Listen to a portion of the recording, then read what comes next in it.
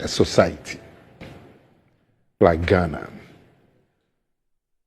the people, the quality of people in this country, the way we treat our most vulnerable people speaks to our values as a society. Yeah. But the way we treat vulnerable people is not, it doesn't agree with the values we have as a people. Because as a people, we are generous, we are kind, we have a lot of fellow feeling. You mean we're supposed to be? No, we are as a people. But the way the public treatment of vulnerable people do not reflect the nature of Ghanaians. So we are very kind people.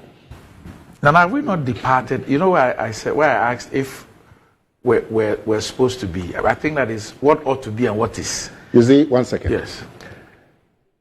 If the hospital had put up this woman, that this is a woman who was involved in an accident and whose relatives cannot be found, and she appears to have lost her mind and so on, and we're looking for some support for her treatment and to locate her relatives, Ghanaians will respond. You will see an outpouring of response. So that is our nature. But the public treatment of vulnerable people, and the reason I'm saying is, look, we're talking about a woman who had been so traumatized. Moving through Accra, in the center of the city, the most vulnerable people, mentally challenged people, walk through the streets of Accra, men and women, sometimes naked. Yes. You see. And the authorities have looked on. We find it normal. We don't find it normal. You and I don't find it normal. But the reaction of the authority, because we have all kinds of institutions, social welfare, the mental hospital, the Ministry of Health, the Ghana Health Service. We have asylum hospitals. So you and I as individuals, we cannot go and take the mentally retarded person and put them in our car. You know how it is. You go there, they are now going to ask you to fill some 100-page form and so on. But we see them. Some of them sleep under the bridges, the interchange. We spend a lot of money to build these interchanges, and then these people go and make their homes, and you find them huddled there. Sometimes you call somebody you know who works at the asylum or care service and say, this thing that is going on.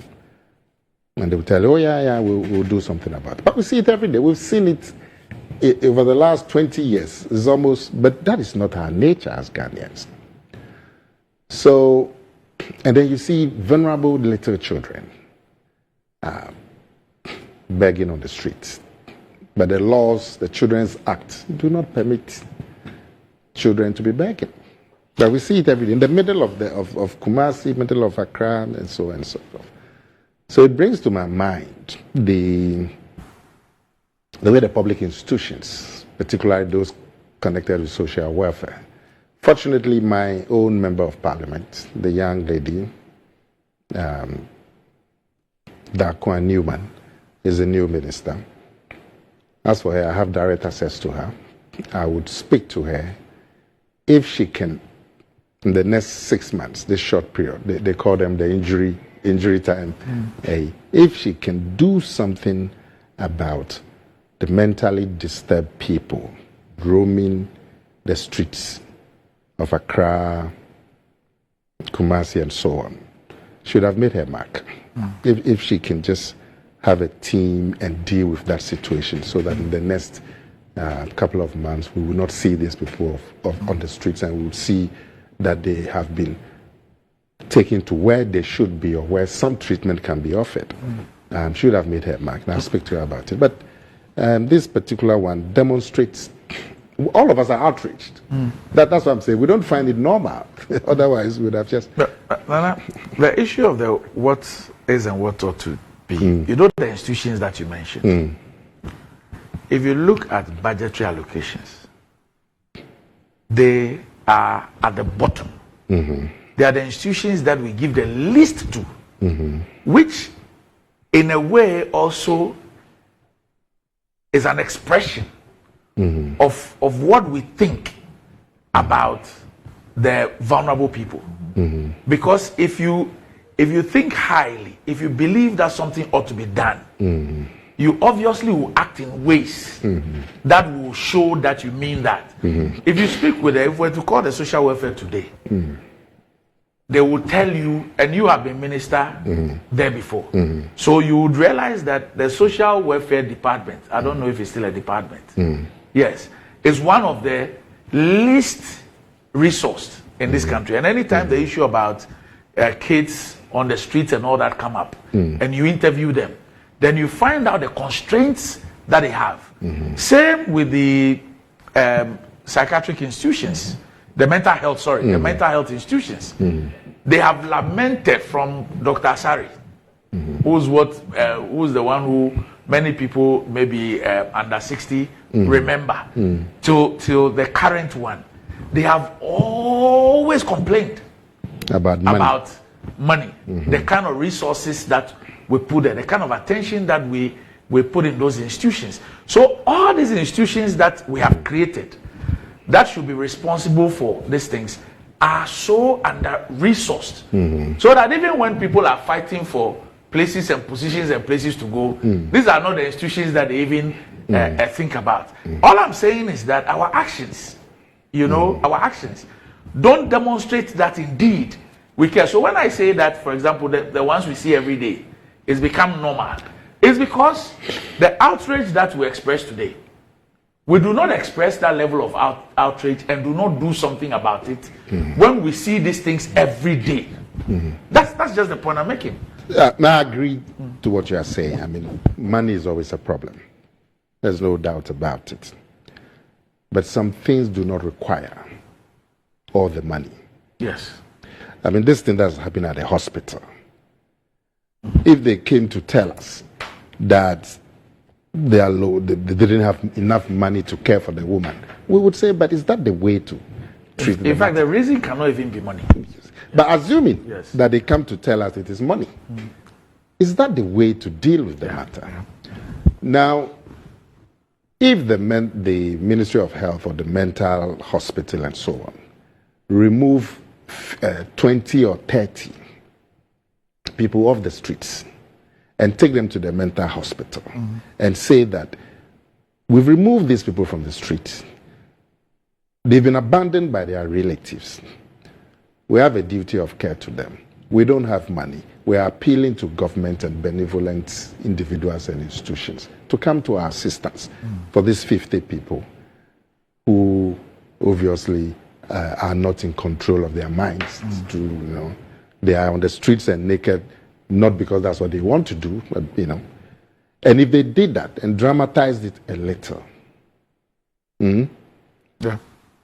when we have this problem with the kidney, the renal unit, the kidney something,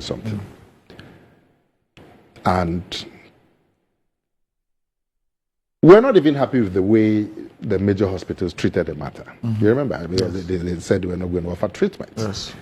And because of the outrage and things that were expressed, as we speak, there's a major intervention by the Ghana Health Service. Is it health insurance or somebody? The Ghana National Health Insurance. The health insurance. As part of their anniversary. And they've come out now to say they're going to offer kidney treatment for free for people below 18 or so, and so on and so forth. With 2 million citizens. Yeah. So you can see the response. So to just say, well, we don't have money and so we'll go and dump somebody at the roadside. No. Because as for money, it will always be an issue. But it's not everything. I mean, these children begging on the streets, Randy. And the laws don't allow children to beg on the street. So me, when they come to my car, I tell them, hey, I'll call the police to arrest you. Then they run away. That's what I tell them. If an adult comes and you have some coins, you give it to them. But if when the children come, I tell them, hey, I'll call the police on you, and then they run. You let a car run over one of these children at on the street somewhere. Let it happen. You see. So I'm saying something can still be done, even in the constraint of money.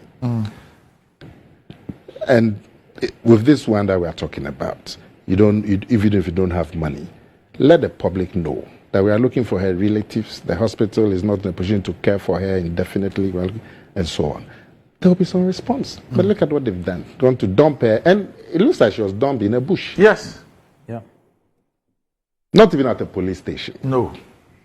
That's what I'm saying. So, unless they will tell her they didn't have money to cut her to the police station. So, COVID Capital of the Consumer Protection Agency it says that the reason this does not happen in advanced countries is because people, institutions, and governments are held accountable and taken to court and made to pay for their negligence. In this case, the hospital, the minister, and government, anyone who knows the family should have them get in touch with the Consumer Protection Agency for legal assistance. And Newton Abekofe Justice says sometime last year, a man traveling on a bus from Sunyani to Accra was reportedly taken ill and was dumped off in the middle of nowhere along the highway in the eastern region and died in the bush. This is heartbreaking. Now, taking a cue from Kofi Kapito. Yes.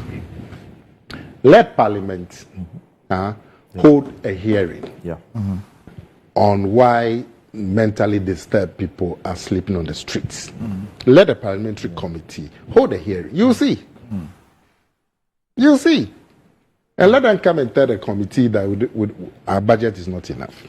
Well, I mean, that would be the thing. They'll tell you that the place is crowded because they actually have 6 times. Yeah. I know, but number, I'm saying let yes. the parliamentary committee hold a hearing. You will see if it's money, you will see there will be some inflow. You will see an improvement in the situation. Look. So when Kofi Capital is talking about accountability, that's where Parliament should hold these people, because Parliament votes the money. So if the money is not enough, Parliament should be told that the money is not enough. I believe that, look, gradually, this values and whatever, that's why, and I don't disagree with you, but I still want to look at the what ought to be and what is. And I think that what is not the what ought to be. Because look, in dealing with this story, my mind just went back to me sitting here last year, and looking at these old pensioners picketing. And for the period that they picketed, and the disrespect, the fact that officials were even lying to them, were refusing to meet them, were giving them deadlines that we could not meet, and that spectacle of having to see them picket every day, and some of them even bring their destitute relatives and others.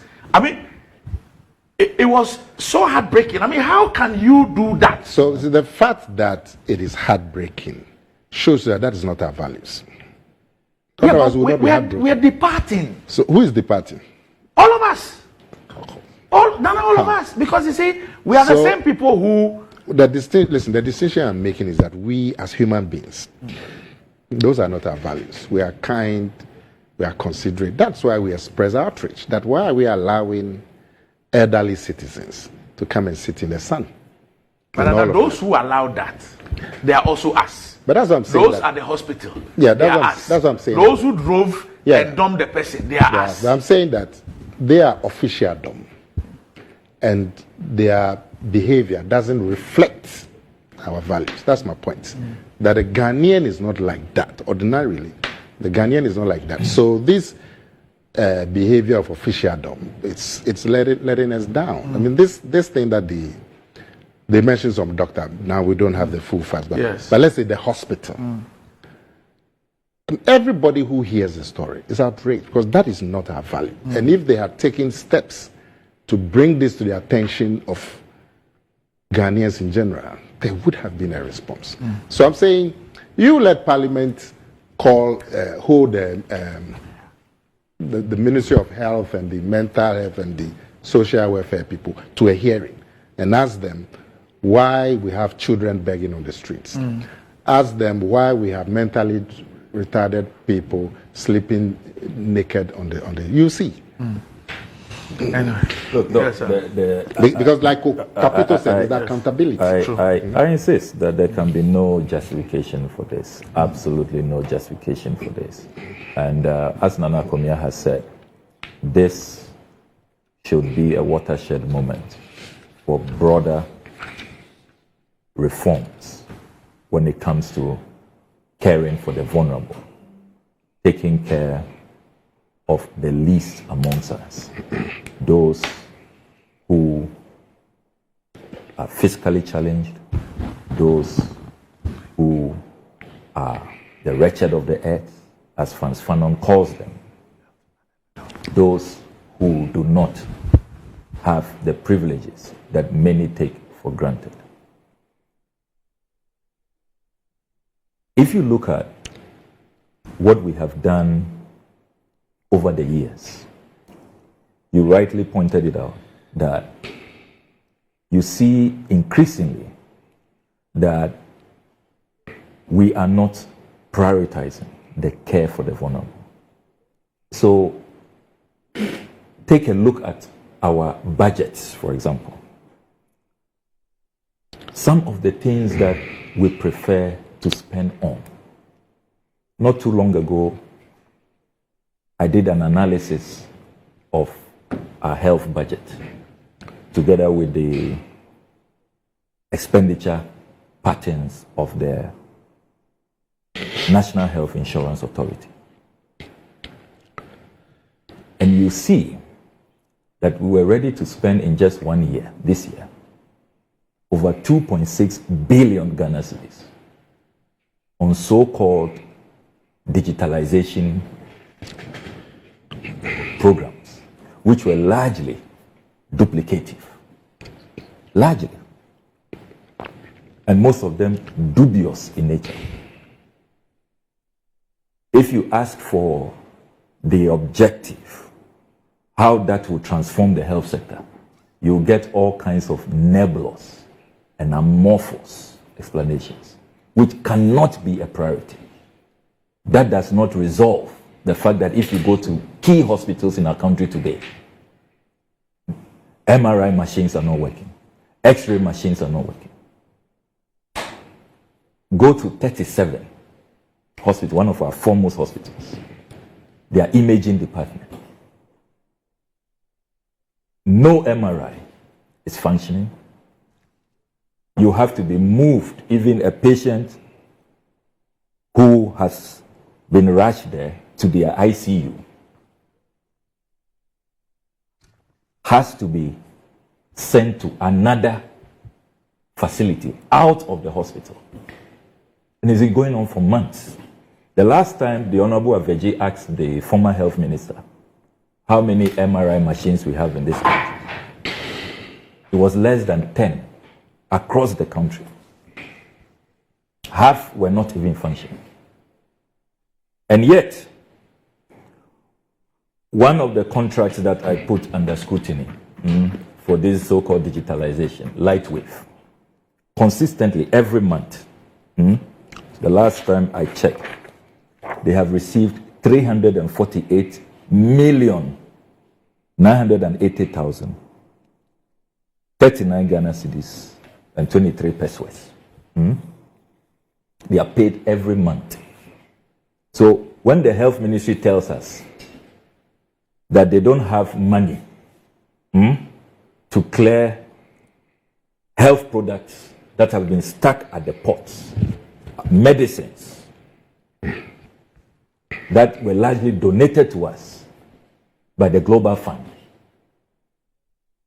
for over a year, and yet on a monthly basis as I track all these very amorphous digitalization initiatives, which nobody can convince me is a priority. They are paid monthly, promptly. even after they have paid them advance, single source contracts. So it is not that the money is not there. It is what the money is being used for, what we prioritize.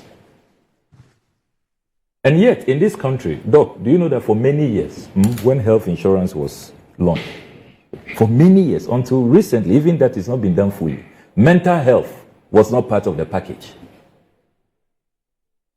The mental health practitioners have been advocating for years, over a decade. Mental health, not part of the package. They can't benefit under health insurance. So you wonder, what kind of people are we? And we can look on. There's a whole health ministry, Ghana Health Service, and then medicines over a year. I'm now seeing a statement from the Ministry of Health that they've received some 7.4 million after a year. Government owes government. Government, you can't call the director of the ports, release those medicines. And look at the international embarrassment. You think next time, WHO and all these other international partners who are helping us will assist you. And it is this same ineptitude that led to a situation where childhood vaccines, can you believe that? For the first time in this country's history, childhood vaccines were in short supply. We had to go and beg Nigeria. You remember I had to reveal that when they were concealing that fact from us. We had to go and beg the Nigerians that, please, you have excess, give us more from your stock. Our children are dying. Ghana used to be the country everybody looks up to, the shining star. So I agree with you that there's a certain deterioration, there's a certain national decay, and we ought to wake up. Kofi Kapito is right about the lack of accountability. We are beginning to see these things as normal. It's all about people are taking positions and they don't see the risk, the fact that it's challenging. It's not about your Land Cruiser, your saloon car, your business class or first class tickets. I hear the current government, they like to travel first class. It is not about the perks of office. It's a real life and death situation. If you don't sit up and you are not diligent, you are not professional, lives will be lost. You are virtually destroying livelihoods. People are not looking.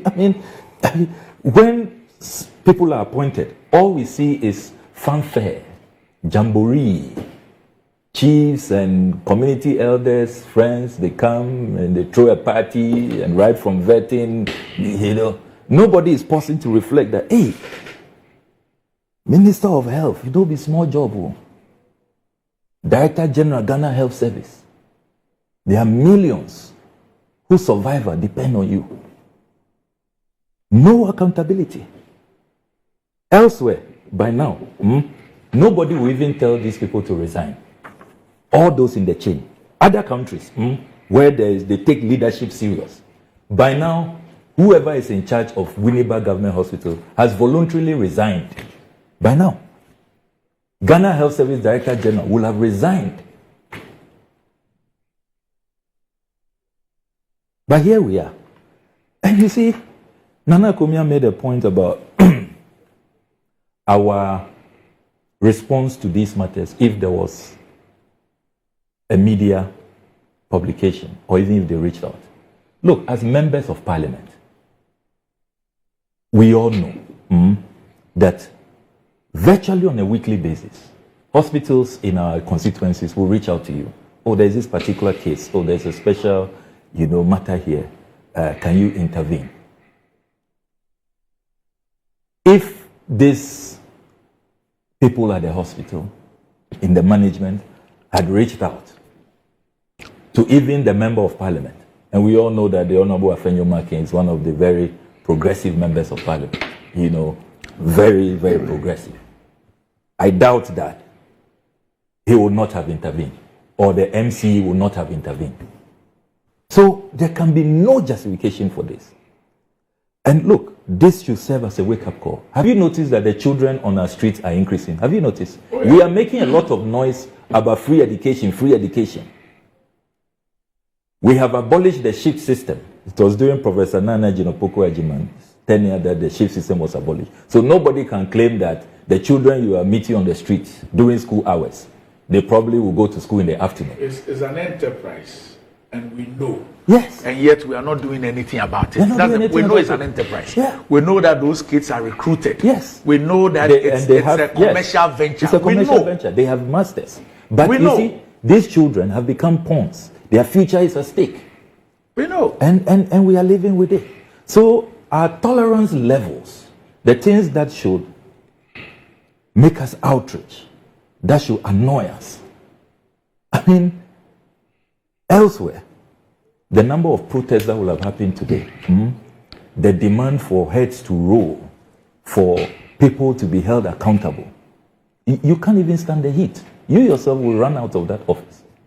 The time has come for this nonchalant attitude, for us just accepting anything, and then leadership takes us for granted, and it's one excuse to the other. That has to stop. And we need to have a reawakening, new conscientization, return to the real Ghanaian values. Because these days you wonder, what are our new values?